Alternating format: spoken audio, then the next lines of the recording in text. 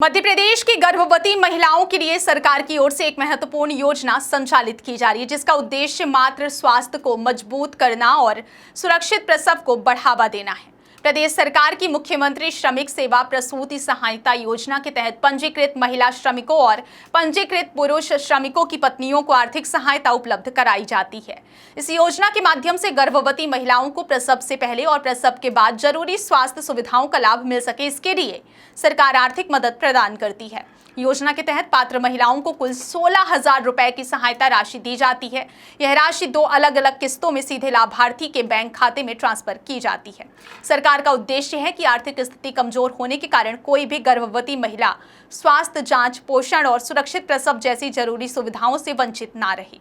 मुख्यमंत्री श्रमिक सेवाएं प्रसूति सहायता योजना के अंतर्गत पहली किस्त के रूप में 4,000 रुपए की राशि गर्भावस्था के दौरान प्रदान की जाती है। यह सहायता गर्भवती महिला की नियमित स्वास्थ्य जांच, पोषण संबंधी जरूरतों और बेहतर देखभाल के लिए दी जाती है। इस राशि से महिलाएं गर्भावस्था के दौरान जरूरी जांच और स्वास्थ्य सेवाओं का लाभ ले सकती हैं। वहीं योजना की दूसरी किस्त के रूप में 12,000 रुपए की आर्थिक सहायता दी जाती है। यह राशि महिला का सुरक्षित प्रसव शासकीय अस्पताल में होने के बाद सीधे उनके बैंक खाते में भेजी जाती है।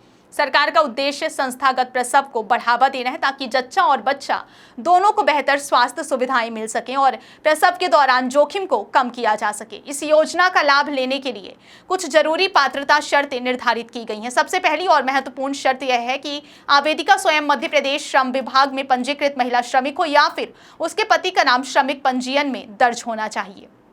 इसके अलावा असंगठित श्रमिक पोर्टल पर पंजीकरण होना भी आवश्यक है। योजना का लाभ लेने वाली महिला की आयु 18 वर्ष या उससे अधिक होनी चाहिए। साथ ही महिला का प्रसव किसी निजी अस्पताल की बजाय शासकीय अस्पताल या स्वास्थ्य केंद्र में होना जरूरी है।